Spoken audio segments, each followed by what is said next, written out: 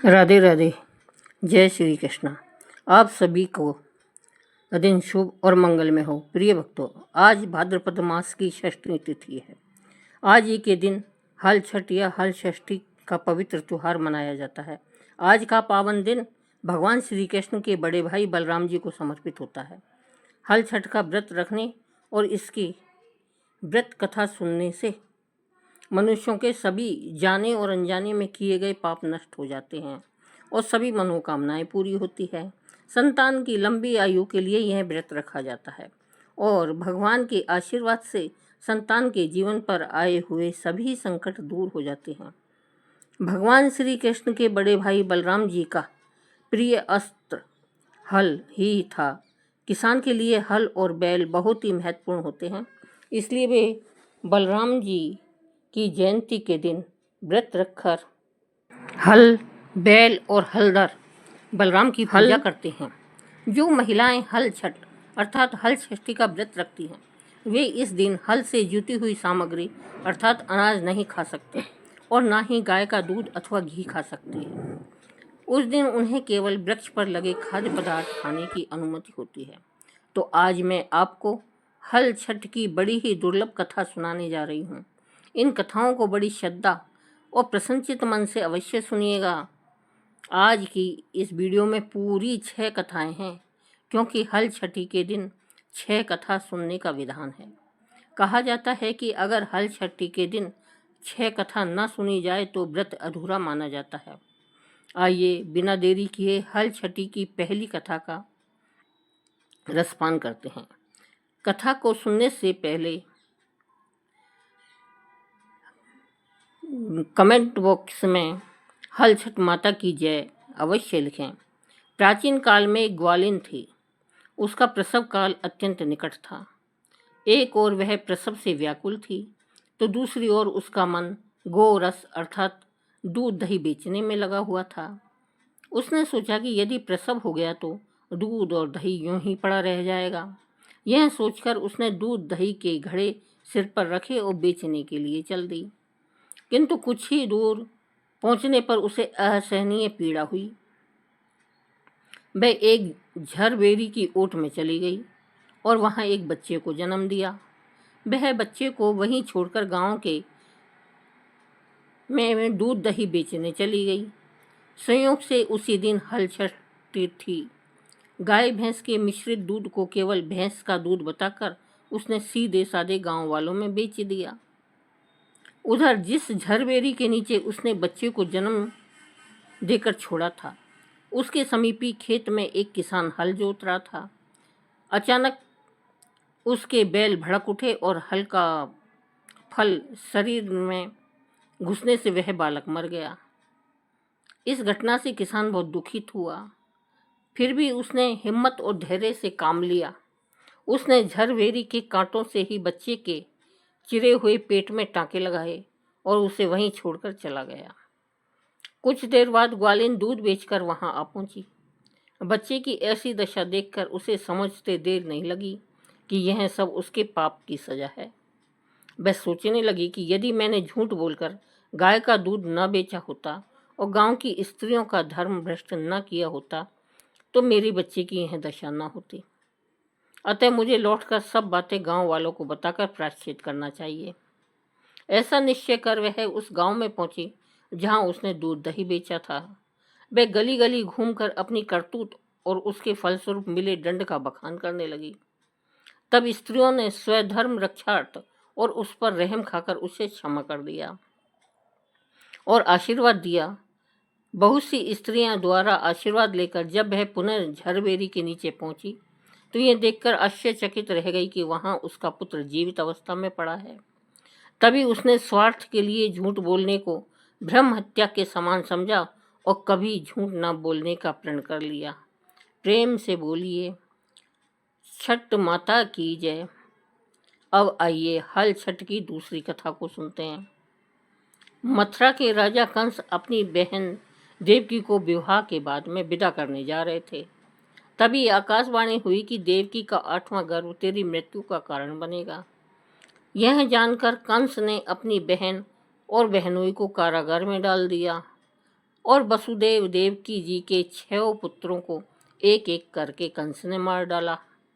जब 7वें बच्चे के जन्म का समय नजदीक आया, तब देव ऋषि नारद जी वसुदेव देवकी से मिलने कारागार में पहुंचे और उनके दुख का कारण जानकर देवकी को हलछठ देवी का व्रत रखने की सलाह दी। देवकी ने नारद जी से हल षष्ठी व्रत की महिमा और कथा पूछी। नारद जी ने पुरातन कथा का कहना प्रारंभ किया। नारद जी कहते हैं, उज्जैन नगरी में 2 सौतन रहती थी। एक का नाम रेवती और दूसरे का नाम मानवती था। रेवती को कोई संतान नहीं थी, जबकि मानवती के 2 पुत्र थे। रेवती अपने सौत के बच्चों को देखकर हमेशा जलती रहती थी और उनके पुत्रों को मारने का जतन ढूंढती रहती थी। एक दिन उन्होंने मानवती को बुलाकर कहा, बहन, आज तुम्हारे मायके से कुछ राहगीर मुझे मिले थे। उन्होंने बताया कि तुम्हारे पिताजी बहुत बीमार हैं और वह तुम्हें देखना चाहते हैं। पिता की बीमारी की बात सुनकर मानवती बहुत ही दुखी हुई। रेवती कहने लगी, बहन, तुम शीघ्र अपने पिता से मिलने चली जाओ। जब तक तुम वापस नहीं आओगी तब तक मैं तुम्हारे बच्चों का ध्यान रखूंगी। रेवती की बात को सच मानकर अपने पुत्रों को रेवती के हाथों सुरक्षित देखकर मानवती अपने पिता से मिलने मायके चली गई। अब रेवती बच्चों को मारने का अच्छा मौका जानकर उन दोनों बच्चों को मारकर जंगल में फेंक आई।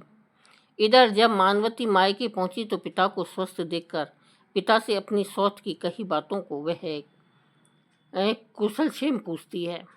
अब मानवती के माता पिता को कोई अनहोनी का संदेह होने लगता है और पुत्री से वापस ससुराल जाने के लिए कहते हैं, किंतु मानवती की माता कहती है कि पुत्री, आज हल षष्ठी माता के व्रत का दिन है, अतः तुम भी पुत्रों की दीर्घायु की कामना से यह व्रत करके आज की जगह कल चली जाना।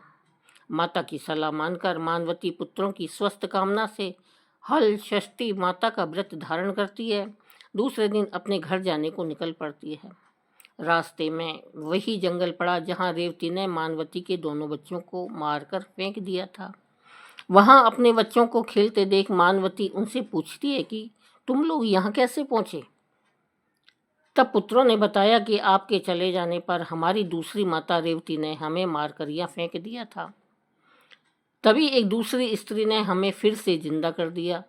अब मानवती को समझते देर न लगी कि यह सब माता हल षष्ठी की ही कृपा से संभव हुआ है और माता की जय जयकार करती हुई घर को गई। नगर में मानवती के पुत्रों को पुनः जीवित देख और माता हल षष्ठी की महिमा जानकर सभी स्त्रियां हल षष्ठी का व्रत करने लगी। इसके बाद नारद जी देवकी से कहते हैं, अब हल षष्ठी माता की तीसरी कथा सुनिए। चंद्रव्रत नाम का एक राजा था, जिनका एक ही पुत्र था।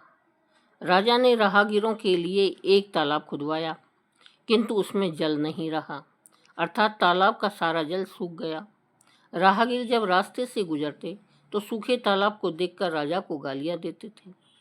इस खबर को सुनकर राजा बहुत दुखी हुआ कि मैंने तालाब खुदवाया, परंतु मेरा धन और धर्म दोनों ही व्यर्थ हो गए। उसी रोज रात में राजा को स्वप्न में वरुण देव ने दर्शन देकर कहा कि यदि तुम अपने पुत्र की बलि तालाब में दोगे तो तालाब में पुनः जल भर जाएगा। सुबह राजा ने स्वप्न की बात दरबार में सुनाई और कहा कि मेरा धन और धर्म भले ही व्यर्थ हो जाए, परंतु मैं अपने पुत्र की बलि नहीं दूंगा। यह बात एक दिन राजकुमार तक पहुंची तो वह सोचने लगा कि यदि मेरी बलि से तालाब में पानी आ जाए तो लोगों का भला होगा। यह सोचकर राजकुमार अपनी बलि देने के लिए तालाब में बैठ गया। अब तालाब पानी से लबालब भर गया और जल के जीव जंतुओं से तालाब परिपूर्ण हो गया। इकलौते पुत्र की मृत्यु हो जाने से राजा दुखी होकर वन को चला गया। राजा ने वन में देखा कि वहाँ 5 स्त्रियां व्रत कर रही थी, तो उन्हें देखकर राजा ने उन स्त्रियों से पूछा, आप सब कौन सा व्रत कर रही हो और क्यों कर रही हो? राजा के पूछने पर स्त्रियों ने हल षष्ठी व्रत की संपूर्ण विधि राजा को बताई। उसे सुनकर राजा वापस घर को गया और अपनी रानी के साथ उस व्रत को किया। व्रत के प्रभाव से राजकुमार तालाब से जीवित बाहर निकल आया। राजा परिवार सहित हल षष्ठी माता की जय जयकार करते हुए सुखपूर्वक निवास करने लगा। आइए अब मनोकामना को पूरी करने वाली हल षष्ठी की चौथी कथा को सुनते हैं। एक बार राजा युधिष्ठिर ने भगवान श्री कृष्ण से बहुत ही दुखी भाव से कहा, हे देवकी नंदन, सुभद्रा अपने पुत्र अभिमन्यु की मृत्यु से बहुत दुखी है और अभिमन्यु की पत्नी उत्तरा के गर्भ की संतान में ब्रह्मास्त्र के तेज से धीरे धीरे दग्ध हो रही है, क्योंकि दुष्ट अश्वत्थामा ने गर्भ को निस्तेज कर दिया है। द्रौपदी भी अपने 5 पुत्रों के मारे जाने से अत्यंत दुखी है। अतः आप इस महादुख से बाहर निकलने का कोई उपाय बताइए। तब भगवान श्री कृष्ण ने कहा, हे युधिष्ठिर, मैं तुम्हें हल षष्ठी व्रत की महिमा बताता हूँ, इसे ध्यान लगाकर सुनिएगा। यह व्रत भाद्रपद के कृष्ण पक्ष की षष्ठी को भगवान शिव, देवी पार्वती, भगवान गणेश और स्वामी कार्तिकेय की विधि विधान से पूजा करने से पुत्र पौत्र की अल्पायु और दुख से मुक्ति प्रदान करता है। भगवान श्री कृष्ण ने राजा युधिष्ठिर को इस व्रत की कथा सुनाई।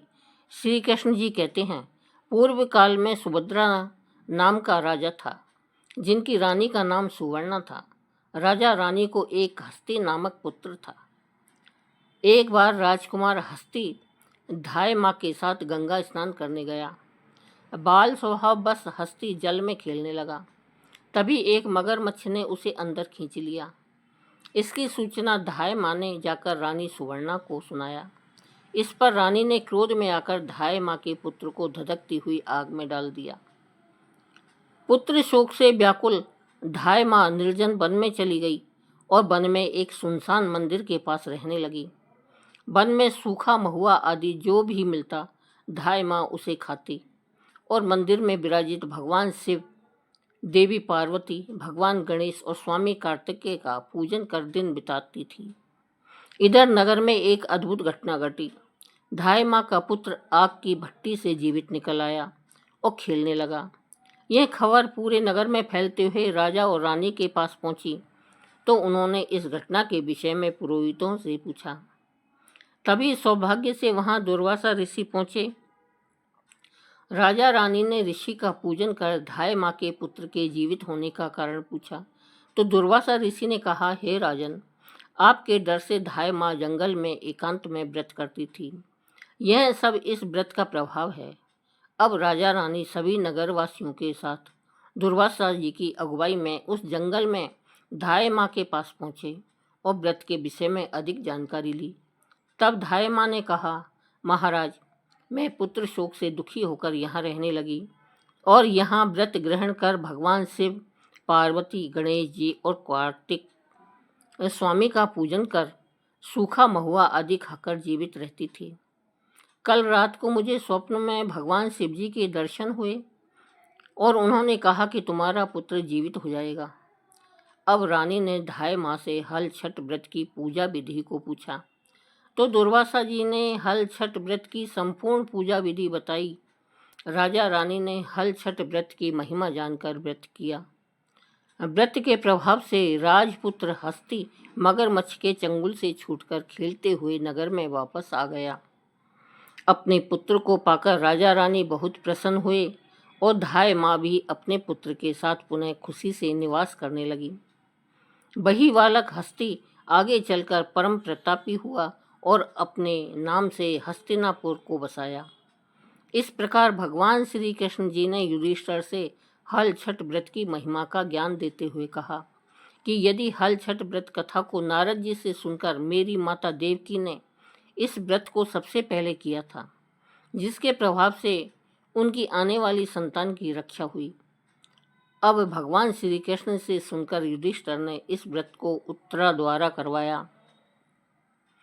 व्रत के प्रभाव से उत्तरा का अश्वत्थामा द्वारा नष्ट हुआ गर्भ पुनः जीवित हो गया तथा प्रसव के पश्चात बालक का जन्म हुआ, जो कालांतर में राजा परीक्षित के नाम से प्रसिद्ध हुआ। बोलिए श्री कृष्ण भगवान की जय। बोलिए श्री बलराम जी की जय। इसके बाद नारद जी देवकी से हल षष्ठी व्रत की 5वीं कथा कहना प्रारंभ करते हैं। एक नगर में 2 स्त्रियां रहती थी। दोनों एक ही परिवार की थी। और रिश्ते में देवरानी जिठानी लगती थी।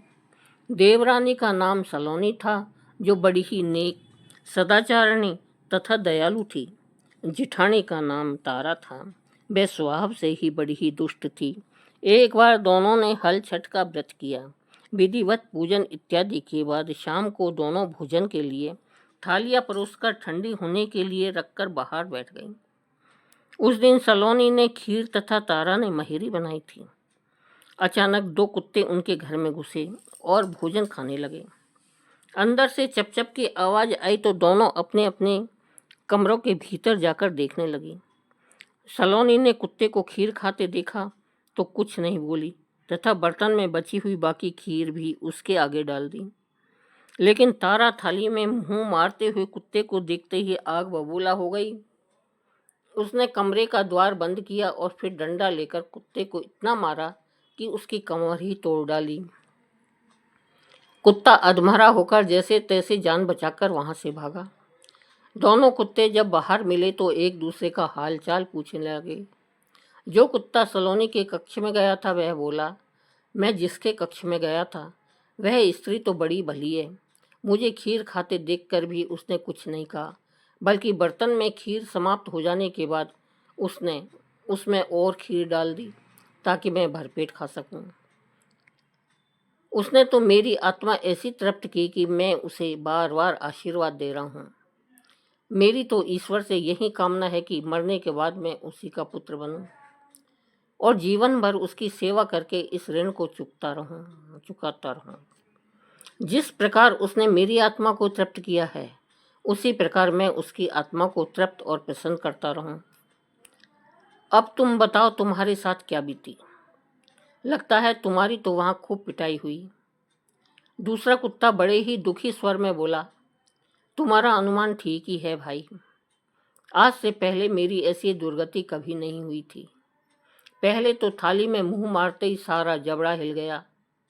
फिर भी भूख से परेशान होकर मैंने 2-4 कोरी खाई थे कि वह दुष्ट स्त्री आ गई और कमरा बंद करके डंडे से उसने मुझे इतना मारा कि मेरी कमर ही तोड़ डाली। मैं तो ईश्वर से यही निवेदन करता हूँ कि अगले जन्म में मैं उसका पुत्र बनकर उससे बदला चुकाऊं। जैसे उसने मार मार कर मेरी कमर तोड़ी है, वैसे ही भीतरी मार से मैं भी उसका हृदय और कमर तोड़ डालूं। कहते हैं कि बेजुबान की बद्दुआएं बहुत बुरी होती है। इसे देव योग ही कहा जाएगा कि दूसरा कुत्ता शीघ्र ही मर गया और मरकर उसने तारा के घर में ही पुत्र रूप में जन्म लिया। पुत्र रत्न पाकर तारा बहुत खुश हुई। पुत्र को लेकर उसने अपने मन में बड़े बड़े मंसूबे बांध लिए, परंतु दूसरे दिन ही जब वह घर घर में हल षष्ठी का पूजन हो रहा था, तब वह लड़का मर गया। तारा की तो जैसे दुनिया ही उजड़ गई। वह दहाड़े मार मार कर रोने लगी, लेकिन किया भी क्या जा सकता था।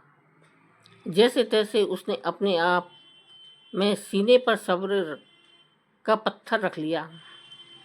फिर तो हर वर्ष उसके लड़का होता और हल षष्ठी के दिन मर जाता।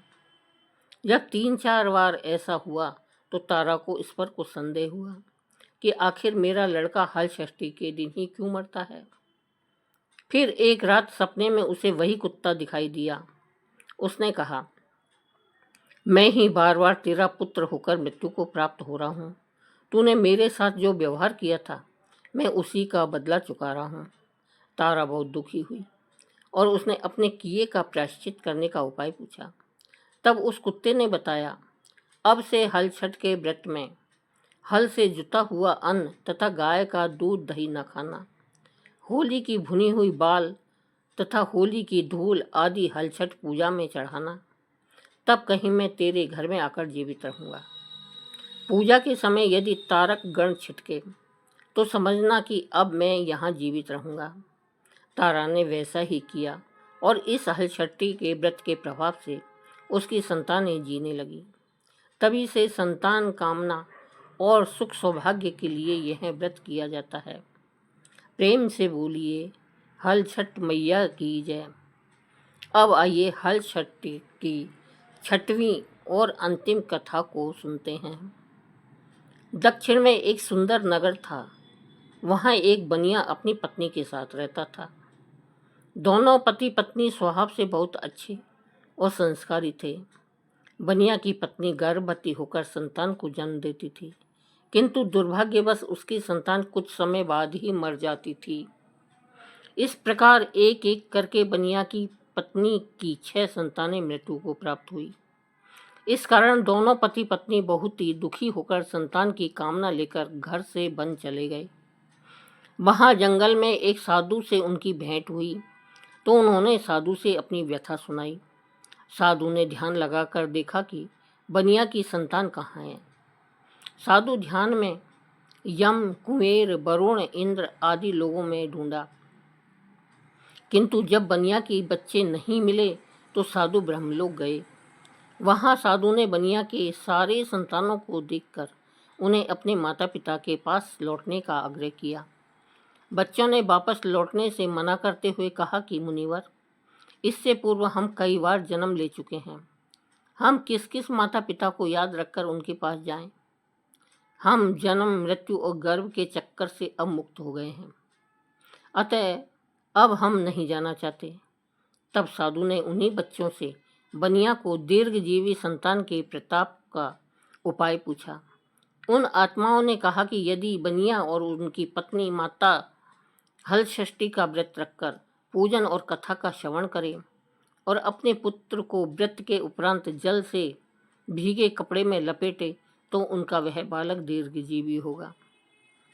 उन आत्माओं से इस प्रकार सुनकर साधु ध्यान से वापस आकर बनिया से हल षष्ठी व्रत का कथा, नियम आदि को बताए। साधु से यह विधि जानकर दोनों पति पत्नी घर वापस गए। समय उपरांत हल षष्ठी व्रत का दिन आया तो उन्होंने व्रत रखा और संतान प्राप्ति का वरदान मांगा। माता हल षष्ठी की कृपा से अब बनिया की पत्नी गर्भवती हुई और एक सुंदर संतान को जन्म दिया। अगले व्रत पर उन्होंने साधु के बताए अनुसार अपने पुत्र को जल से भीगे कपड़े से लपेटा और माता हल षष्ठी की कृपा से अब उनकी संतान दीर्घायु प्राप्त हुई। बनिए का परिवार प्रसन्नतापूर्वक जीवन यापन करने लगा। बोलिए माता हल षष्ठी की जय। दोस्तों, अगर वीडियो पसंद आई हो तो वीडियो को लाइक करें और दोस्तों को शेयर करें ताकि वो भी कथा का लाभ ले सकें और आप भी कथा सुनाने का लाभ ले सकें। चैनल को सब्सक्राइब करें। धन्यवाद।